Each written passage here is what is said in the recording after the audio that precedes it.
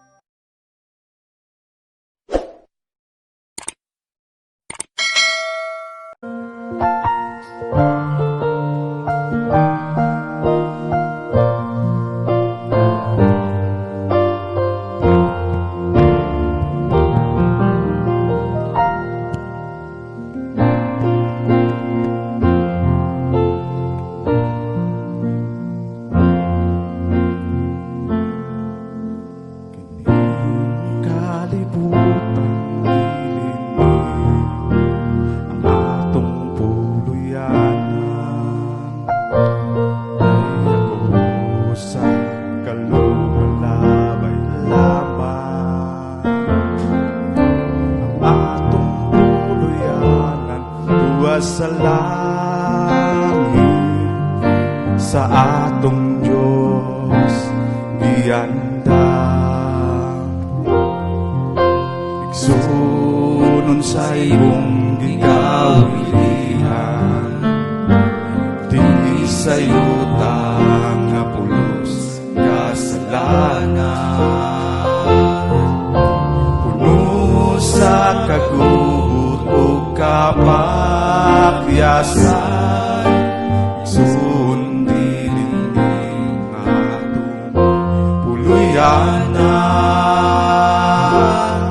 At tuta sa langit nga arang tangpuyan, wala na'y kasakit nga atong matagamtam. Dito ta ninyo mag-uban, kauban ni Jesus sa langit nga puluyanan.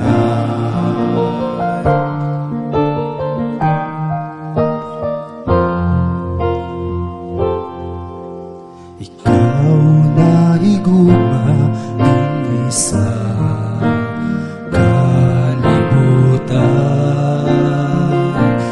kay ang imong bahati daghan pa sa uban.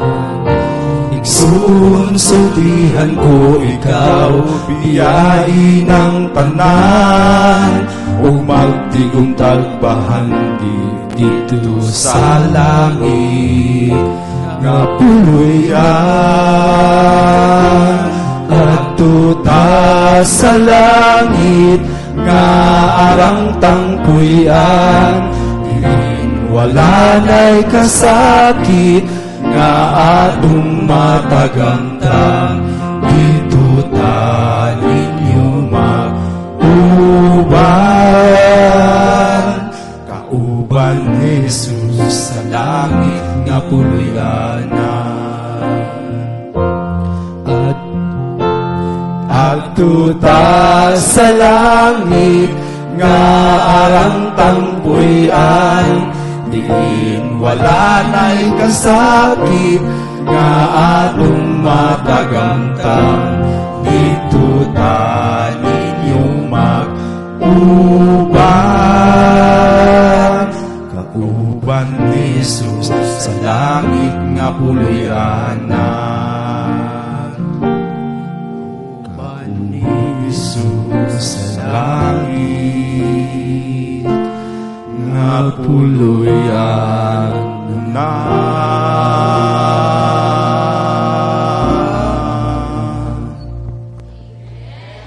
Muli po ay isang maligayang araw po ng Sabado sa ating lahat. Happy Sabbath. Uulitin ko po, Happy Sabbath sa ating lahat. Happy Sabbath. Ayon, so lahi rin gining maminaw tagkanta nga Bisaya, no? Kay makahinuklog. So, usa sa atong mga tumong, sa atong pagpangalaga din sa kalibutan, samtang naata diri, is our dream is to be with Jesus in heaven. Di ba? So, may usa sa atong mga tumong sa atong pagpangalaga. Ako lang gi-practice ang akong Bisaya, kay bado ko nga daghan diri Bisaya. Pakitaas po ng mga kamay. Yung iba ayaw nahihiya ng tumaas.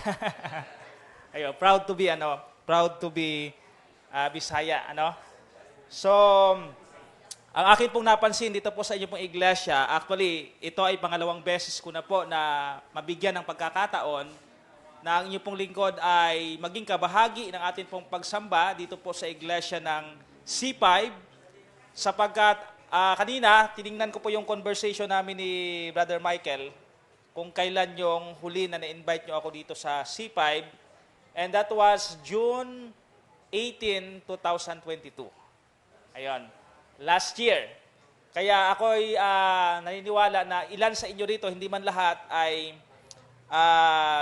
akin pong nakasama sa atin pong panambahan last year po, mga minamahal na mga kapatid. Okay, so talagang ang C5 SD Church, mga kapatid, ang mga kapatiran na narito ay yung inyo pong kasiglahan is nakakahawa. Pakitapik po ng balikat ng mga katabi at sabihin, nakakahawa ang iyong kasiglahan. Ayun, Di baling mahawa ng kasiglahan, wag lang ng kung anong bagay, mga kapatid. Kasi kanina, ang observation ko kahit sa mga kabataan, sa mga adult ay talagang aktibo sa pakikipagtalakayan sa lesson. Kanina gusto ko nga sumingit, hindi na ako nakasingit. Sabi ko, talagang napaka-active ang mga kapatid dito sa iglesyang ito at tunay na masigla sa paglilingkod sa atin pong Panginoon. Okay, so bago po tayo dadako, mga kapatid, sa atin pong pag-aaralan ngayong sa mga oras nito, akin po kayong inanyayahan muli sa isang maiksing pananalangin. Tayo manalangin. Dakilang Diyos, minsan pa kami lumalapit sa inyo at sa amin pong pagbuklat, pagbasa, pagnilay-nilay sa inyong pong banal na salita sa mga oras nito. Once again, dear God, we are praying for the presence of the Holy Spirit in our midst. Aming kinikilala, Panginoon, na wala kaming karunungan sa ganang aming sarili. Ang aming karunungan ay kamangmangan sa inyo.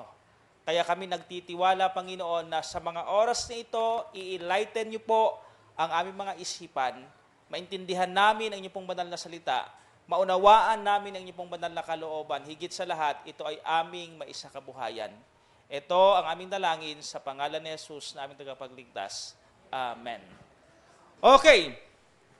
Ang atin pong pamagat, ng atin pong pag-aaralan ngayon is, basahin po natin, The Good Samarites.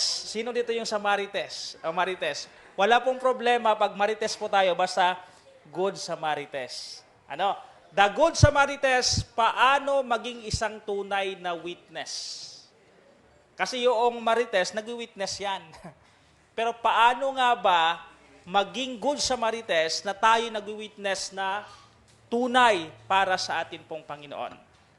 Kasagsagan noong paglaganap ng virus na COVID, siya ding paglaganap ng term na ito na Samarites. Marites. Tapos, pag narinig natin yung word na Marites, mga minamahal na mga kapatid, nagbibigay ito ng negatibong connotation. Pag sinabing Marites, ano ang pumapasok sa isipan natin? Chismis, chismosa. So, ganon ang pumapasok sa ating isipan pag sinabing Marites. Negative yung connotation niya. Pero sa mga oras na ito, pag-aralan natin, mga kapatid, yung term na ito, kung titingnan po natin, mga kapatid, ang positive connotation, kaya nga binago natin, instead of Marites lang, the Good Samarites. Yung ating pag-aaralan po, buksan po natin ang ating mga Biblia sa aklat po ng John chapter 4. John chapter 4, it's either kayo po ay merong dalang Biblia or electronic Bible, wala pong problema, mga kapatid, basta wag po lamang tayo mag-Facebook. Okay, John chapter 4. Meron pong isang magandang translation sa Bible na gusto ko pong basahin, mga minamahal na mga kapatid. Ang saling ito is ang salita ng Diyos or ASND. Okay, John chapter 4, ang coverage ng atin pong pag-aaralan ngayon is from verse 1 to 42. Ito po ay atin pong paiksiin po lamang. So, ang kwentong ito is tungkol sa babaeng Samaritano. Ang ebanghelyo ng babaeng Samaritano. Okay, so ito po ay hindi hango sa chismis, kundi sa isang tunay na witness. So, ibig sabihin, hindi ito kwento-kwento lang, hindi ito sabi-sabi lang, hindi ito chismis, but rather, it comes from first-hand witness ng kabutihan at biyaya ng atin pong Panginoon. Okay, so let us start reading. Akin pong sinadya mga kapatid na hindi ko po inilagay sa PowerPoint yung mga verses para tayo ay buklatin natin ang ating mga Biblia at basahin po natin. Okay, so tingnan po natin mga kapatid. Verse 1 to 6. Sabi diyan, nabalitaan ng mga Pariseo na mas marami na ang mga tagasunod ni Jesus kaysa kay Juan, at mas marami na ang mga nabautismuhan niya, kahit hindi mismong si Jesus ang nagbabautismo, kundi ang mga tagasunod niya. Nang malaman ni Jesus na nabalitaan ito ng mga Pariseo, umalis siya sa Judea at bumalik sa Galilea. Para makabalik sa Galilea, kailangan niyang dumaan sa Samaria. Verse 5, nang dumaan sila sa Samaria, dumating sila sa isang bayan na tinatawag na Sicar, malapit sa lupaing ibinigay ni Jacob sa kanyang anak na si Jose. May balon doon na ginawa ni Jacob dahil tanghaling tapat na noon at pagod na si Jesus sa paglalakbay, umupo siya sa tabi ng balon para magpahinga. So alam po natin ang buhay ng ating Panginoong Hesukristo, saan man siya mapunta, kaakibat ng kanyang pagpapagaling sa mga may sakit o anumang mga ginagawa ng ating Panginoong Hesukristo ay ang kanyang pangangaral ng Ebanghelyo. So sa paglalakbay ng ating Panginoong Hesukristo, nung mabalitaan, ayon sa talatang ating binasa, nung mabalita ang mga Pariseo na si Jesus ay nagbabautismo, alam natin na ang mga Pariseo ay minamatyagan ang lahat ng kilos at galaw ng Panginoong Hesukristo. At ang mga Pariseo ay naiinggit kasi si Jesus ay nagiging mas kilala at mas naging popular kaysa sa kanila. Kaya itong mga Pariseo ay naiinggit. Kaya si Jesus ay nagpasya kasama ang kanyang mga alagad na bumalik sa Galilea. Alam niyo po mga kapatid, pag pumunta ka from Judea going to Galilee, madadaanan mo yung lugar na yung may bilog Samaria. At ayon sa pag-aaral mga minamahal na mga kapatid, ito ay nilalakad kasi ang mode of transportation nila noon is madalas kasi ilan lamang po yung nakakaabel na merong kabayo or merong karwahe, madalas talaga yung mga ordinary na tao lang ay naglalakad. So, sangayon sa pag-aaral mga kapatid, ito ay mahigit kumulang na nilalakad na 22 hours. Mga kapatid, ganun po kalayo. Pero alam niyo po ba, yung mga Hudyo, ang ginagawa po nila, kasi kung titingnan natin, pwede naman siyang diretsong daanan from Judea going to Galilee. Ang ginagawa ng mga Hudyo, mga kapatid, sila ay gumagawa ng ibang daan. Ibig sabihin, hindi sila naglalakbay ng diretso, kundi lumilihis sila ng daanan, nag-iiba sila ng daan, hindi lamang sila makadaan doon sa Samaria. According to study, mga kapatid, itong mga taga-Samaria, they are totally strangers in the land of Israel. Why?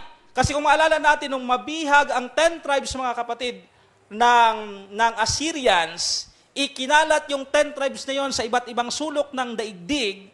Kaya yung ipinalit doon sa lupa ng Samaria, mga kapatid, ay hindi from the 10 tribes of Israel. Meaning to say, kapag alam natin yung ugat o yung root of origins nila, mga kapatid, wala silang kinalaman sa mga lahi ng Hudyo. Yet they are claiming that they are from the tribe of Jacob. And because of that, mga kapatid, yung mga Hudyo galit na galit sa kanila. Sila ay hindi dumadaan ng diretso doon sa Samaria, kundi liliko sila. Kahit nasabihing mas mapalayo yung kanilang paglakad, wag lang silang dumaan doon sa Samaria. Ganun po mga kapatid. Naalala niyo po mga kapatid, pag meron tayong may utang tayo, at nakasalubong natin si kapatid, nakita natin sa unahan, gumagawa tayo ng ibang daan. Kaya mga kapatid, so, ganun po yung galit ng mga Hudyo. At the same time, yung mga Samarian, galit din sila sa mga Hudyo kasi ganun ang treatment at turing sa kanila. So, merong tinatawag mga kapatid na cultural animosity or cultural barrier between Jews and Samaritans. These cultural differences or cultural animosity na hahadlangan ang pag-ibanghelyo. But look, mga kapatid, sa example na ginawa ng atin pong Panginoong Hesukristo. Sinadya ng Panginoon. Alam ni Jesus yung issue. Alam ni Jesus na merong problema itong mga Hudyo at mga Samaritano, but sinadya ng ating Panginoon, hindi lumihis ang ating Panginoon, dumaan mismo ang ating Panginoon doon sa lugar ng Samaria. Kaya pag merong problema, merong issue, huwag tayong lumihis. Baka face the issue, face the problem, and settle it, mga kapatid, by the grace of our Lord and Savior, Jesus Christ. Tuloy po natin ang basa. So, nung si Kristo ay makarating doon sa lugar na tinatawag na Sicar, na nandoon yung balon na hinukay ni Jacob, siya'y umupo doon, tanghaling tapat. At napansin niya itong babae na nag-iigib ng tanghaling tapat. Pansinin niyo mga kapatid, bakit kayang babaeng ito hindi nag-igib ng madaling araw? Hindi nag-igib ng medyo maagang oras sa araw, kundi itinaon ng babaeng ito na mag-igib tanghaling tapat. So kapag binasa natin mga kapatid ang kwentong ito, malalaman natin na itong babaeng ito merong issue, kaya hindi siya nagpapakita sa mga tao. At nung si Jesus ay dumating mga kapatid sa lugar na iyon at umupo sa tabi upang magpahinga, na siyang pagdating naman ng babaeng Samaritano, siya ay humingi ng maiinom. Verse 7-8, tumuloy naman ang mga tagasunod niya sa bayan upang bumili ng pagkain. Habang nakaupo si Jesus, dumating ang isang babaeng taga-Samaria para umigib. Sinabi sa kanya ni Jesus, pwede bang makiinom? Alam niyo po mga kapatid, sa ating pag-iibanghelyo, minsan ang church ay hindi makakakilos, ang church ay hindi makakagawa kapag yung gawain ay binabase natin sa program. Walang program, kaya hindi gagawa. But here is the examples of Jesus Christ, mga kapatid, na sa kanyang paglalakbay, sinamantala niya ang pagkakataon at alam ng ating Panginoong Hesukristo na sa oras na iyon, pupunta doon, mag-iigib doon ang isang babaeng Samaritana na naglulong, mga kapatid, ng kaligtasan at kapayapaan sa kanyang buhay. The question is, paano nag-umpisa si Jesus Christ upang siya ay makapag-witness? Minsan ang ating mga church talagang personally, sa aking kaunting karanasan mga kapatid, ang pinaka-nakakapagod na trabaho ng pastor, hindi yung pagsisermon, hindi yung Bible study, hindi yung visitation. In my own experience, ang nakakapagod na trabaho minsan ng pastor, yung board meeting. Kasi minsan talagang ilang oras na tinatalakay, pinagdidibatihan ang mga bagay-bagay sa loob ng iglesia, mga issue sa loob ng iglesia. Kaya minsan sumasakit ang ulo ko kapag nag-board meeting, mga kapatid. Tapos meron pang district, talagang yun ang pinaka-challenging na part sa akin pong experience. Hindi tayo makakakilos kapag walang program. Hindi tayo makakakilos kung walang strategy. But here, si Jesus Christ, mga kapatid, inumpisahan niya sa pamamagitan ng paghingi ng maiinom. So basahin po natin ng sabay-sabay, mga kapatid. Ready? 1, 2, 3, go! Ang pagtugon sa gawaing ibanghelyo, hindi sa lahat ng panahon ay kinakailangang planado, detalyado, o organisado kung ito ay bahagi na ng buhay mo. Amen? Kung ang pag-i-evangelize, mga kapatid, is part of who we are, Kung ang pag-i-evangelize is our lifestyle, minsan hindi masyadong kailangan sa lahat ng panahon yung kailangan detalyado, organisado, etc., to the point na hindi na tayo makakagawa sa gawain ng Panginoon.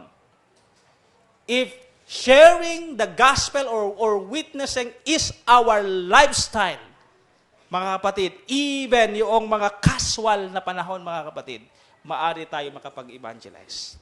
Alam niyo po yung kasagsagan ng pandemic, ako ay nainganyo sa pagbibisikleta to the point na yung nag-upgrade ako ng mga part ng aking bisikleta, and then yung mga tinatanggal ko na part sa bisikleta ko, mga kapatid, binibenta ko online. And then meron po kami na-meet na isang tao, and then nag-post kasi ako ng yung isa sa mga part ng bike ko, and then sabihin niya bibili niya. So, minute up namin siya, mga kapatid. And then na-disappoint kami bahagya kasi kumbaga yung expectation versus reality, sa tingin niya sa picture parang napakaganda. Tapos sabi niya, hindi pala yan ang hinahanap ko. Siyempre, nagusaloy na kami. So medyo nadismaya kami.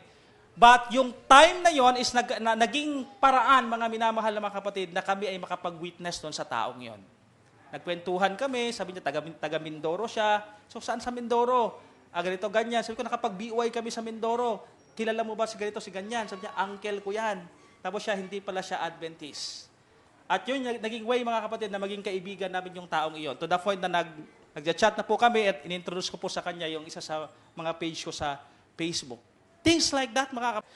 Madalas yung pag-witness, mga kapatid, kagaya ng example ni Jesus Christ, yung mga normal lang na casual na pag-uusap. Halimbawa, kung ikaw ay teacher, so sino ang mga tao na maaaring maabot? So kapwa mo teacher. Kung ikaw ay nagtitinda sa palengke, ang mga tao na pwede mo maabot, yung mga nagtitinda din sa palengke. Kung ikaw ay housewife, yung mga kakwentuhan mo, instead na magmarites kayo, edi samantalahin ang pagkakataon na ma-share natin si Jesus Christ. Mga kapatid, ang gawain ng Ebanghelyo, kung ito ay lifestyle mo, ay hindi kinakailangan na sa lahat ng panahon, detalyado, organisado, etc., mga minahamahal na mga kapatid. Ang gawain ay dapat maging bahagi ng ating buhay. Okay, tuloy natin ang basa. Sumagot ang babae, kayo po ay isang Hudyo, at ako ay Samaritano at babae pa. Bakit po kayo makikiinom sa akin? Sinabi niya ito, dahil hindi nakikitungo ang mga Hudyo sa mga Samaritano. Ito yung problema. Verse 10, sinabi ni Jesus sa babae, kung alam mo lang ang ipinagkaloob ng Diyos at kung sino ang nakikiinom sa iyo, baka ikaw pa ang maghingi sa akin para bigyan kita ng tubig ng nagbibigay buhay. Verse 11, sinabi ng babae, malalim ang balon at wala kayong pang-igib. Saan po kayo kukuha ng tubig na nagbibigay buhay? Verse 12, higit pa po ba kayo sa ating ninuno na si Jacob na humukay ng balong ito? Siya at ang kanyang anak niya, pati ang mga hayop niya, ay dito umiinom noong araw. Tingnan natin yung paraan ni Jesus Christ. Nagsimula si Jesus na makipag-usap doon sa babae sa pamagitan ng paghingi ng tubig na mainom. Pwede ba akong makiinom? At inirelate ni Jesus Christ yung natural na pangangailangan ng tao tungo sa espiritual na kaugnayan nito. Napansin nyo? Sabi ng babae, ba't ka humihingi ng tubig sa akin? Ako ay Samaritano, babae pa, ikaw ay Hudyo.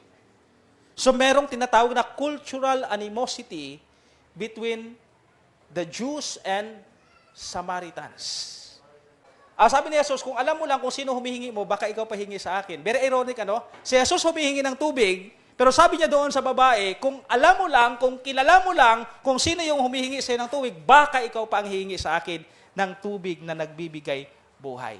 So from natural na tubig, iniugnay ni Jesus ang usapan doon sa tubig na nagbibigay buhay. O, di ba? So, paano nyo iugnay, mga kapatid, kapag ang usapan ay mga problema sa sanlibutan? Grabe, no? Ang mahal ng bigas ngayon.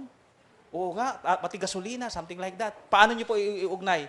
Oo nga, totoo po yan. Kasi sinasabi po ng Biblia na darating ang panahon na ang Panginoon ay darating. O, something like that, mga kapatid. So, tayo yung mag-i-initiate mga kapatid ng paraan na yung natural na usapan mapunta doon sa usapan patungkol sa ating Panginoong Hesukristo. Alam niyo po, sinabi ni Ellen White, it is our duty as a Christian. Yung ating usapan mga kapatid ay papunta yung usapan tungo sa salita ng ating pong Panginoong Hesukristo. Hindi yung tayo pa yung nangunguna sa mga kwento na walang kabuluhan o sabi nila kwentong barbero. Ano?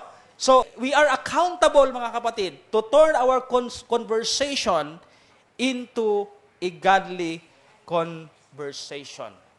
Ang pakikipagkapwa-tao ay higit na mahalaga kaysa kultura o paniniwala basta hindi nakokompromiso ang pananampalataya. So minsan ang naging barrier o balakid ng ating pag-share ng gospel mga kapatid, minsan yung ating mga paniniwala. Minsan masyado tayong tinatawag na holier than thou na to the point na hindi na tayo nakikisalamuha sa ating kapwa. Pero ang ginawa ni Jesus ayon sa kanyang halimbawa mga kapatid, ipinapakita ni Jesus mga minamahal na mga kapatid na mas mahigit ang pakikipagkapwa-tao kaysa sa kultura o paniniwala. O Adventist tayo, huwag tayo dyan makihalubilo kasi Adventist tayo. Hindi ganun mga kapatid. Si Kristo ay nagbigay sa atin ng halimbawa na maging siya, isang Hudyo, ay nakitungo sa isang babaeng Samaritana na ipinagbabawal ng kanilang mga kultura. So, ang pakikipagkapwa-tao higit na mahalaga kaysa kultura o paniniwala, pero dapat hindi nako-compromise yung ating pananampalataya. So, verse 13 to 19, ipinakilala ni Jesus ang kanyang sarili bilang tubig ng buhay. Verse 13, sumagot si Jesus, ang lahat ng umiinom ng tubig na ito ay muling mauuhaw. Pero ang sinumang iinom ng tubig na ibibigay ko ay hindi na muling mauuhaw dahil ang tubig na ibibigay ko ay maging tulad ng isang bukal sa loob niya na nagbibigay ng buhay na walang hanggan. So sabi niya, ako ang tubig ng buhay. Ang aking ibibigay na tubig ay, ang sinumang iinom nito ay hindi na mauuhaw. At sinabi ng babae, bigyan niyo po ako ng tubig na sinasabi niyo upang hindi na ako muling mauuhaw at hindi ko na kailangang pumarito para umigib. Alam niyo po yung response ni Jesus Christ, verse 16? Sinabi sa kanya ni Jesus, umuwi ka muna at isama mo rito ang iyong asawa. Anong sagot ng babae mga kapatid? Verse 17, wala akong asawa. Sagot ng babae, sinabi sa kanya ni Jesus, tama ang sinabi mo, wala kang asawa dahil 5 na ang naging asawa mo at ang kinakasama mo ngayon ay hindi mo tunay na asawa, nagsasabi ka ng totoo. Pansinin niyo si Jesus mga kapatid. He never judged the situation of this Samaritan woman. Maliban sa ang babaeng ito ay Samaritana, siya ay namumuhay sa pagkakasala. Alam natin, tinatawag tayo ng Panginoon para mamuhay sa kabanalan. Pero minsan nagiging balakid ito sa pag-share natin ng gospel sa ating Panginoon kasi kinokondena natin yung mga tao na kilala natin or iniiwas natin ang ating sarili sa mga taong alam natin na they are living in a compromised life o namumuhay sa kasalanan. Ang sabi ni Jesus, totoo yung sinabi mo, wala kang asawa. Pero meron ka nang naging 5 asawa at yung kinakasama mo ngayon, hindi mo tunay na asawa. You are telling the truth. Sinabi niya yung situation o kalagayan ng babaeng ito without condemnation. Makita natin yung paano dinil ng Panginoon ang kalagayan ng babaeng Samaritanang ito. Kaya anong naging tugon ng babae? Verse 19, sumagot ang babae, sa tingin ko, isa po kayong propeta. Ang mga bagay na natural o literal ay maaring iugnay sa mga bagay na spiritual upang lumikha ng pagkadama ng pangangailangang spiritual. So alam natin, nag-start si Jesus Christ ng conversation talking only about water. He relates it to the water of life para maramdaman ng kanyang kausap na meron kang mas higit na kailangan. Ganon din po sa atin po mga kapatid na pag-share ng gospel na iniuugnay natin yung mga bagay na natural para sa bagay na spiritual, para mag-create ng feelings ng pangangailangan, mga kapatid, maramdaman ng tao, hindi lang bigas ang kailangan ko. Kailangan ko si Kristo. Amen? Minsan, ang ating pinoproblema yung mga pangangailangang pisikal. To the point na wala na tayong panahon sa pag-witness at pag-share ng gospel ng ating Panginoong Hesu Kristo. Okay, 20 to 26. Sa verse 20, ang aming mga ninuno ay sumasamba sa Diyos sa bundok na ito, pero kayong mga Hudyo ay nagsasabi na sa Jerusalem lang dapat sumamba ang mga tao. Verse 21, sinabi ni Jesus sa kanya, maniwala ka sa akin, darating ang panahon na hindi na kayo sasamba sa Ama sa bundok na ito o sa Jerusalem. Verse 22, kayo na mga Samaritano ay hindi nakakilala sa sinasamba ninyo. Ngunit, kilala naming mga Hudyo ang aming sinasamba dahil sa pamamagitan namin ay ililigtas ng Diyos ang mga tao. Alam niyo po, ang mga Pariseo o yung mga Hudyo ay meron silang claim na dapat pag sinamba mo ang Panginoon, dapat dito lang sa Jerusalem. At yung mga Samaritano, meron din silang place na doon lamang sila sumasamba. Pero anong sagot ni Jesus, mga kapatid? Darating ang araw na ang tunay na worshiper ng ating Panginoon ay hindi lamang sa isang lugar, hindi lamang sa Jerusalem, hindi lamang sa bundok na ito, kundi kahit saan tayo. Okay, sabay-sabay po nating basahin. Ready? 1, 2, 3, go. Ang pagtugon sa gawaing ebanghelyo ay walang pinipili na lugar, kahit saan ay pwedeng mangaral. Mga kapatid, tulad ng halimbawa ng ating Panginoong Hesus Kristo. Nasumpungan niya ang babaeng Samaritano doon sa balon ni Jacob. Sinamantala ng ating Panginoon ang pagkakataon upang maibahagi niya sa babaeng ito ang pag-asa, ang kaligtasan, ang pangako ng buhay na walang hanggan sa pamagitan mismo ng ating Panginoong Hesus Kristo. So kahit tayo ay nasa jeep, kahit tayo ay nasa bus, hindi naman kinakailangan na magsisermon tayo. Hindi naman kinakailangan na tumayo tayo doon sa kalagitnaan ng bus para magsisermon. Yung katabi po natin, pwede nating mabahaginan, mabigyan ng kaunting babasahin, or yung usapan ay magiging patungkol sa atin pong Panginoon. So walang pinipili na lugar, mga minamahal na mga kapatid, kahit saan ay pwede tayong mangaral. Ang response ng babaeng ito, na malaman niya na ang taong ito, alam ng taong ito na kanyang kausap, yung buhay ng babae ay alam ng ating Panginoong Hesus Kristo. At ang lalaking kanyang kausap ay nag-o-offer sa kanya ng higit pa sa pangangailangang bisikal. At ang ating Panginoong Hesus Kristo ay nag-offer ng buhay na walang hanggan, ng tubig ng buhay. Ang response ng babaeng ito, umalis siya. Pag binasa natin ang kwento, mga kapatid, umalis ang babaeng ito. Nakalimutan niya kung ano talaga ang sadya niya, bakit nandun siya sa balon. At ang sadya niya kung bakit nandun siya sa balon is para mag-igib ng tubig. Subalit nung makausap niya ang ating Panginoong Hesus Kristo, mabuksan ang kanyang puso, mabuksan ang kanyang isipan sa matinding pangangailangan ng tao ng kaligtasan, nakalimutan niya ang kanyang sadya sa balon. Iniwan niya ang kanyang banga. Umalis siya. Tinawag yung mga tao, yung mga Samaritano, at ang sabi niya, halik kayo, masdan nyo, tingnan nyo ang isang Mesiyas. Mga kapatid, kung ating titingnan, itong babaeng Samaritanang ito, she is very unlikely to be a witness.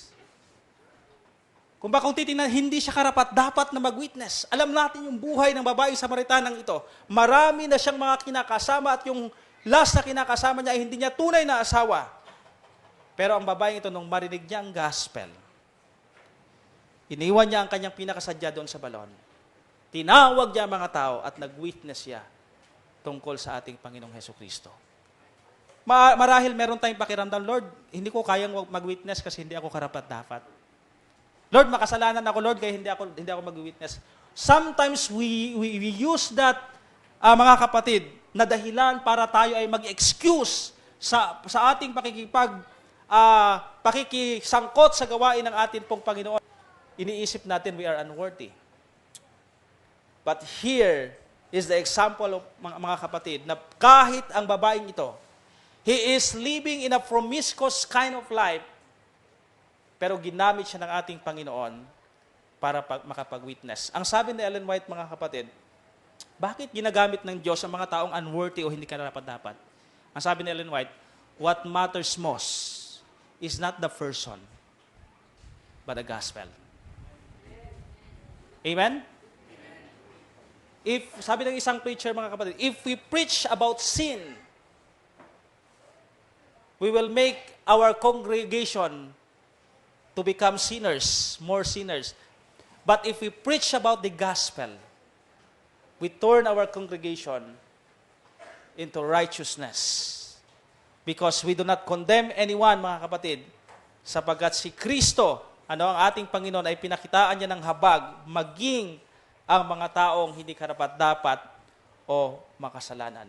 What matters most is not the person, but what matters most is the gospel or the message that we are sharing.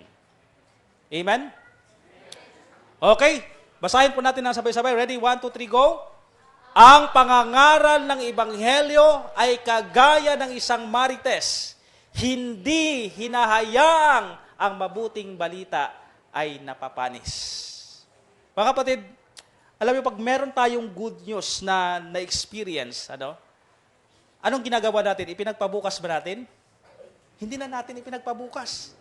Ikinikwento natin sa ating mga kaibigan, o kaya ipinopost natin sa social media, ipinapaalam natin sa lahat.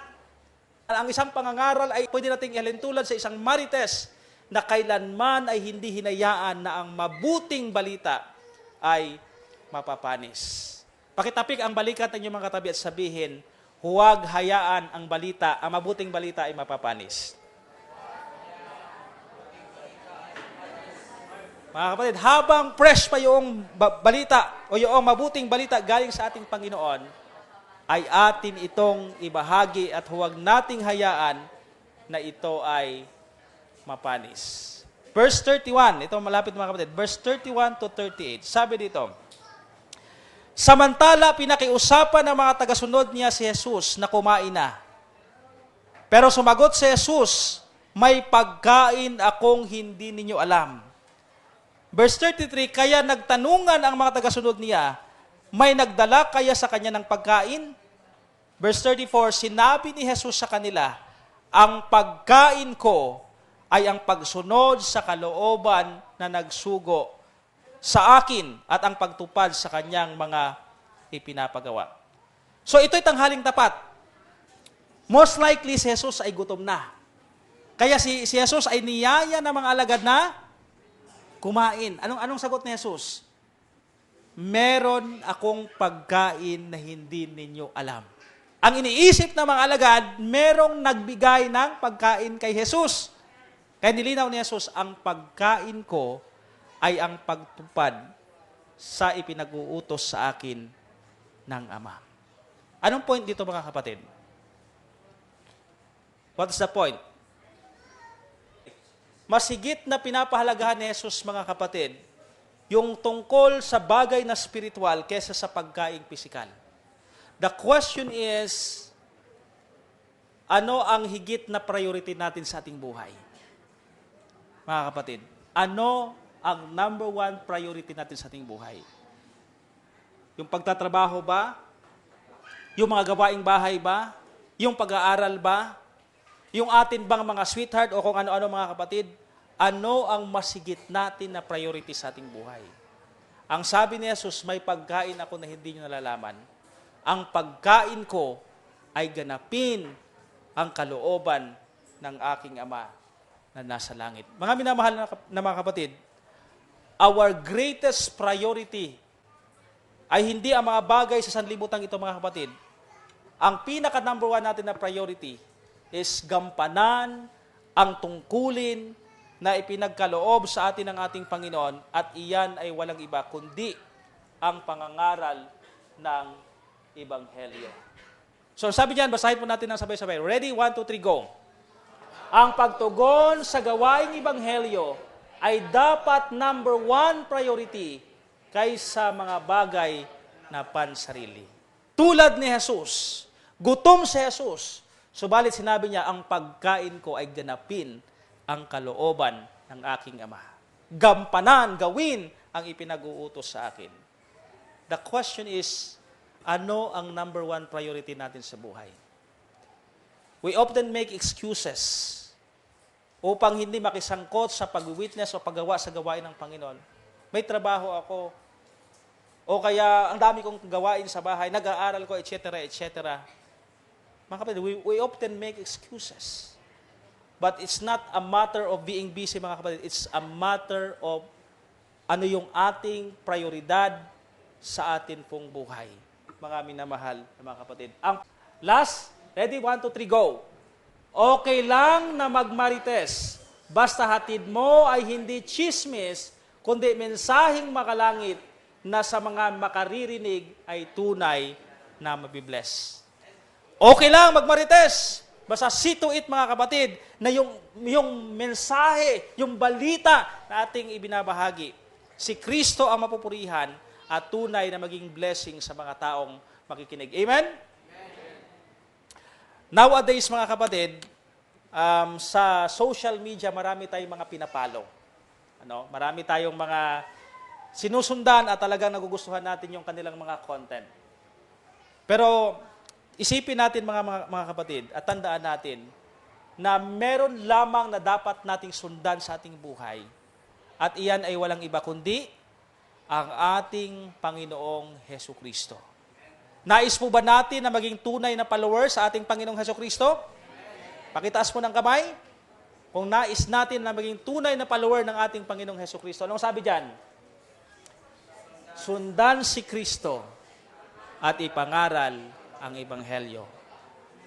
Marami sa panahon natin ngayon, Christians by name or nominal Christians. Marami sa atin ngayon, nominal Adventist, but not really Adventist, mga minamahal na mga kapatid. What is nominal Christian, by the way? What is nominal Adventist? Kristiyano sa pangalan. O kaya Adventista sa pangalan, hindi talaga tunay na Adventista. Mga kapatid, kung nais natin na maging tunay na disipulo ng ating Panginoong Hesukristo, kung nais natin na maging tunay na followers ni Kristo, sundan si Kristo, ipangaral ang mabuting balita o ebanghelyo. Pagpalain po tayong lahat sa mga oras na ito.